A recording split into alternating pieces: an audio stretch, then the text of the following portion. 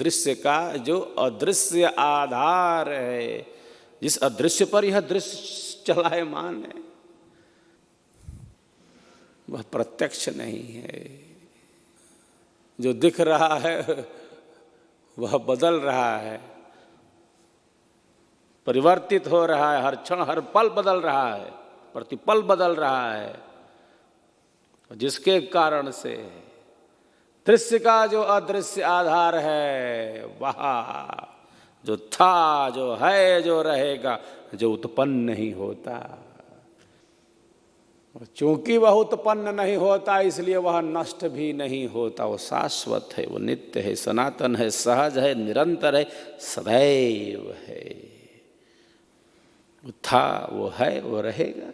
चली जाए सृष्टि प्रलय में, सूर्य नष्ट हो जाए प्रलय में, सूर्य की आयु है, पृथ्वी की आयु है, चंद्र नष्ट हो जाए, तारामंडल नष्ट हो जाए, ग्रह नष्ट, नक्षत्र नष्ट हो जाए, वायु का वेग बढ़ जाए और सब नष्ट हो जाए, ग्रहमाला टूटे पल माही, प्रलय भयंकर रूप समाही, कारण कार्य तत्व अभिन्न, रह परमाणु तत्व अभिन्न, परमाणु रूप में हो, जब तमस से आच्छादित तमस है, अंधेरे से आच्छादित अंधेरा। प्रलय में कैसा अंधेरा? कोई अमावस की रात है क्या? बादलों से भरी घोर अंधेरी रात है क्या भाई? न सूर्य है, न चंद्र है, न ऐसा अंधेरा है प्रलय में। तमस से आच्छादित तमस, सुप्त अवस्था में आत्माएं हैं। आत्माएं तो अनंत हैं। जब सृष्टि नहीं तो क्या करेंगे आत्माएं? जब सूर्य देव ही नहीं, पृथ्वी है ही नहीं, किसका चक्कर लगाएगी पृथ्वी? तमस से आच्छादित तमस, तमस से आच्छादित तमस, घनघोर अंधेरा। उस तमस से आच्छादित तमस में भी जो परम प्रकाश स्वरूप वाला है, जो सबको धारण किए हुए, इन सब के नष्ट हो जाने पर भी वह परम आत्मा परम प्रकाश स्वरूप में स्थित है। सृष्टि प्रलय में जाए, वह अपने परम प्रकाश स्वरूप से स्थित है। ऐसा प्रभु है, ज्योतियों का ज्योति, परम ज्योति, प्रकाशों का प्रकाश, परम प्रकाश। अग्नि स्वरूप परमात्मा की स्तुति करते, ऐसी परम दिव्य अग्नि प्रकाश फैलाती है। जब सब नष्ट हो गए, अपने शुद्ध स्वरूप में विद्यमान जब हैं, इसमें भी है और इससे भिन्न भी है।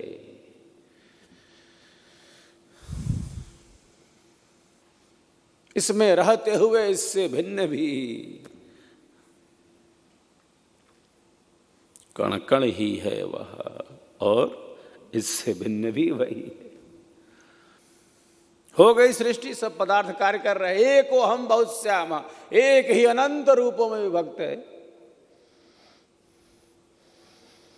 दिन है, रात है, जितना दिन है उतनी रात, जितनी सृष्टि उतना प्रलय। चल रहा है क्रम, क्रम चल रहा है,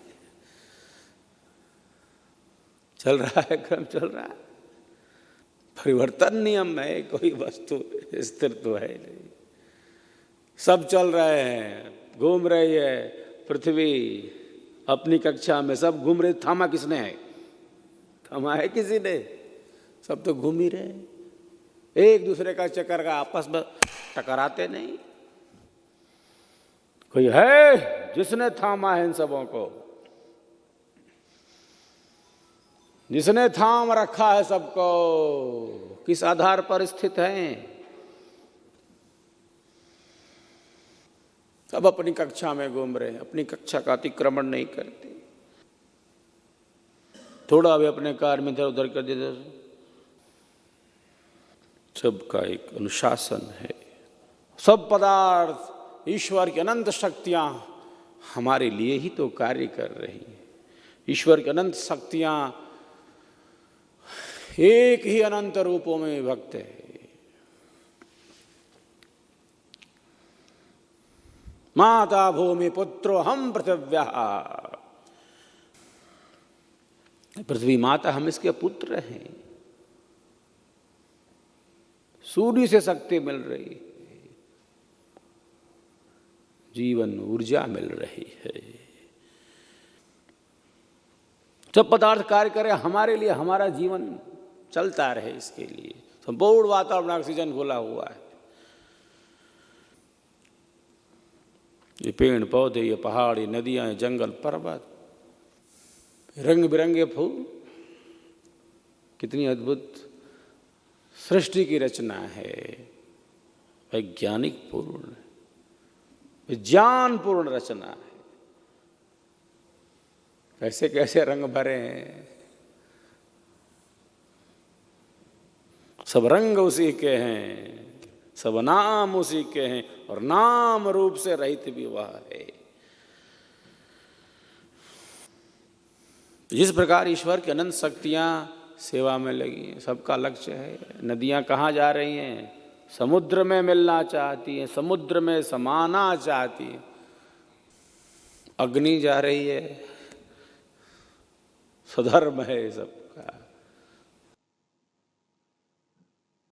जल शीतलता प्रदान कर रहा है, गर्म करोगे तो ठंडा हो जाएगा, फिर शीतलता प्रदान कर रहा है। शरीर में समस्त अवकाश प्रदान, ये आकाश तत्वों से बने हैं। ये वायु पंच प्राण और पंच प्राण के रूप में हमारे शरीर में प्रतिष्ठित, जो भीतर है वो बाहर है, जो भीतर है वो बाहर है। जो पिंड में है वो ब्रह्मांड में है। हम कहते हैं शरीर भौतिक है, पार्थिव है,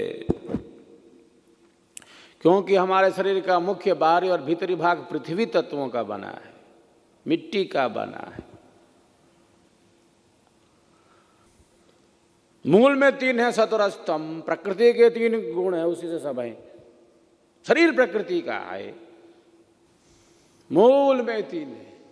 प्रकृति त्रिगुणात्मक है, स्वयं प्रसव नहीं कर सकती, पुरुष का संबंध चाहिए। जड़ में स्वयं क्रिया नहीं हो सकती, चेतना का संबंध चाहिए। इस खुद नहीं बोल सकता है, बीच करंट चाहिए। करंट है तो ये माइक भी, ध्वनि भी, प्रकाश भी, रिकॉर्डिंग भी, फोटो भी, सब मूल एक तत्व है। मूल में एक है, एक सकल असकंब है, एक चलावन, एको हम बहुश्याम।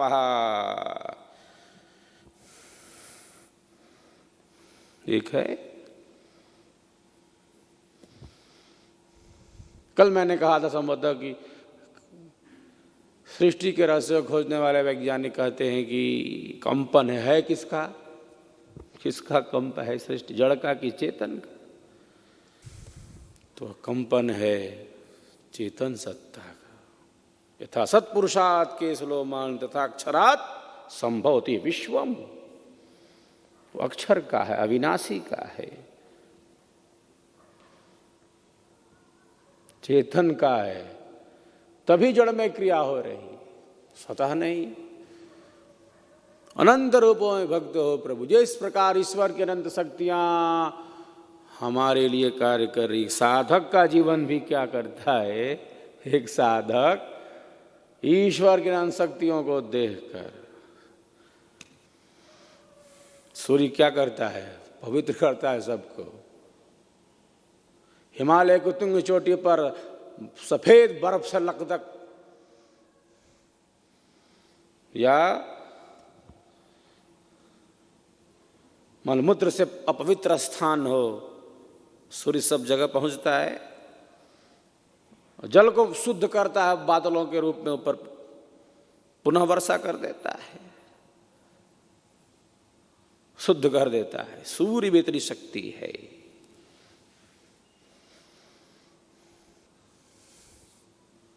ईश्वर की सृष्टि को देखकर हमारा जो जीवन है सहज सेवा भाव में चंद्रमा की शीतलता, पृथ्वी की धारण शक्ति, सहन शक्ति का विकास, इच्छा शक्ति का विकास, संकल्प शक्ति का विकास सीखने के लिए कितना है। सब दिखा देता है, यहीं पर देख लो। ये वृक्ष खड़े हैं, क्यों खड़े हैं भाई? पशु पक्षी घूम रहे हैं, पक्षी उड़ रहे हैं, सब कुछ यही दिख जाता है, प्रत्यक्ष दिखता है। ईश्वर की दी हुई शक्तियों का हमने दुरुपयोग किया तो सब दिख जाता है यहीं पर। कहाँ कहाँ जाना पड़ सकता है, आगे कहाँ कहाँ जाना पड़ सकता है, यहीं पर दिखता है, प्रत्यक्ष सामने दिखता है। ईश्वर की दी हुई शक्तियों का हमने दुरुपयोग किया तो स्थिति क्या होगी? और कहाँ देखना है? कहीं बाहर में, कहीं इससे परे कहीं देखना है क्या? क्या हो जाएगा? ये दिखता है सब। दुख नहीं देता वो, तो कर्मों का फल देता है। तो आनंद स्वरूप है। समाधि सुसुप्ति मोक्षेश ब्रह्म का रूपता। समाधि में दुख है? नहीं है। जब तक समाधि में भले क्षणिक हो। सुसुप्ति में दुख है? नहीं। तनाव, चिंता, क्रोध, मनोविकार सुसुप्ति में है, गाढ़ी नींद में थे जब। समाधि सुसुप्ति मोक्षेश ब्रह्म की रूपता। मोक्ष में दुख है? नहीं। दुख देना उसका काम नहीं। अरे वह तो आनंद स्वरूप रसो वैसा आनंदो ब्रह्मेति व्यजानात्। तो दिख जाता है, यहीं पर दिख जाता है। जीवों को कर्मानुसार फल मिलता। अनादिकाल से आत्मा शुभाशुभ कर्मों को करते हुए भिन्न भिन्न शरीरों स्थितियों को प्राप्त होता चला रहा है अनादिकाल से।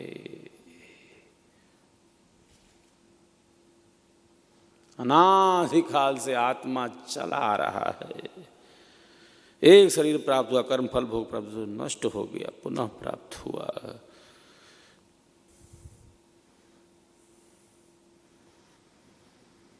तो दुख है जन्म में, मृत्यु में। जन्म हो गया तो मृत्यु से क्या घबराना? जन्म ना हो,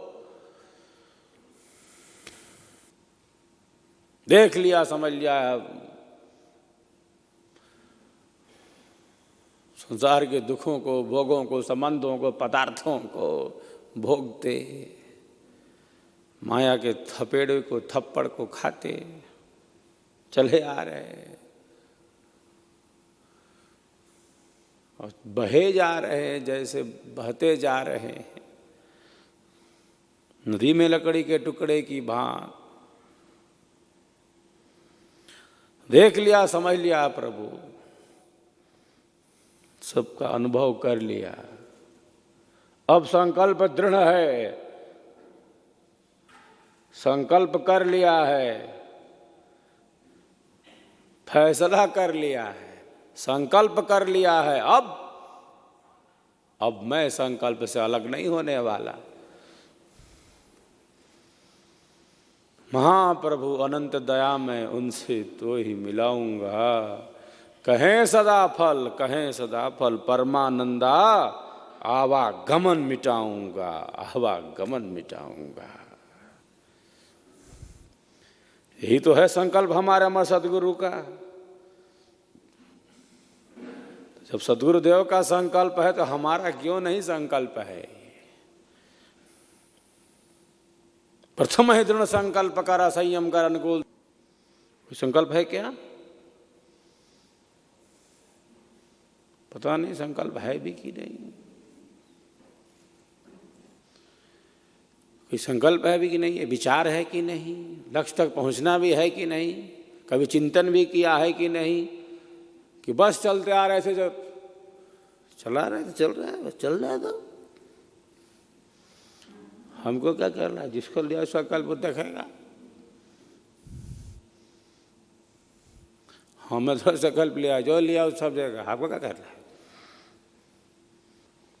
संकल्प दृढ़ करना होगा, बिल्कुल कन्फर्म क्लियर, कोई डाउट कंफ्यूजन नहीं। ये करना है ये नहीं करना है, पहले कंफ्यूजन क्लियर करो अपना, क्या करना है क्या नहीं करना है, लक्ष्य क्या है, लक्ष्य क्लियर है, संकल्प दृढ़ है, बिल्कुल कन्फर्म है, बिना डाउट के। और इन अनेकों साधकों का लक्ष्य है, बिल्कुल साफ लक्ष्य है। कामना पूर्ति हो या ना हो, कामना पूर्ति हो तो अच्छा है, अकामना पूर्ति ना हो तब का बुरा है, तब तो और अच्छा है। क्योंकि अब लक्ष्य लगता है कि शीघ्रता से आगे बढ़ने वाला है। लक्ष्य बनाओ प्रभु मिलन जीवन का उद्देश्य, वेद की वाणी है। हम कार्य तो कर रहे हैं, लेकिन लक्ष्य के प्रति जागरूकता का अभाव ना हो, संकल्प का अभाव ना हो। बना लिया है संकल्प तो बना लिया है संकल्प, और ऐसा संकल्प बनाया है कि विकल्प रहित संकल्प बनाया है, विकल्प रहित संकल्प बनाया है। हाँ, विकल्प रहित संकल्प बना लिया है। ऐसा दृढ़ संकल्पी है, ऐसा ऐसा दृढ़ संकल्पी है। यह भाव, यह विवेक बहुतेरे साधकों में है और बहुतेरे में नहीं भी है। बहुतेरे साधकों में है यह संकल्प भाव। ऐसे उत्तम कोटि के साधक हैं जो दिव्य संकल्पों से परिपूर्ण हैं, लेकिन अनेक अनेक केवल भौतिक कामनाओं में बंधे हैं, केवल शरीर संसार में बंधे हैं, भौतिकता में बंधे हैं, डिमांड लिस्ट में बड़े हैं।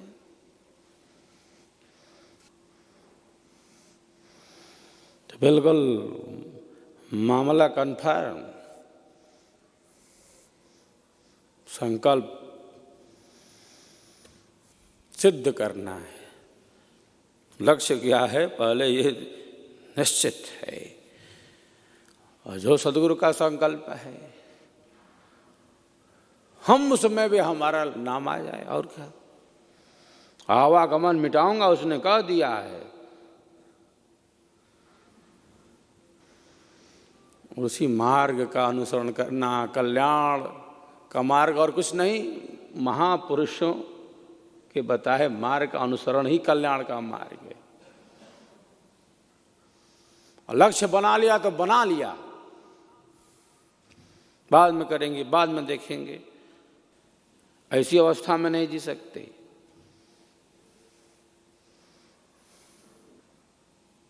इसीलिए ईश्वर वेद की वाणी कहती है, प्रथम दृढ़ संकल्प कर, संकल्प दृढ़ हो जाए, संयम घर अनुकूल, ध्येय धैर्य से मिलत है साधन सब सुख मूल।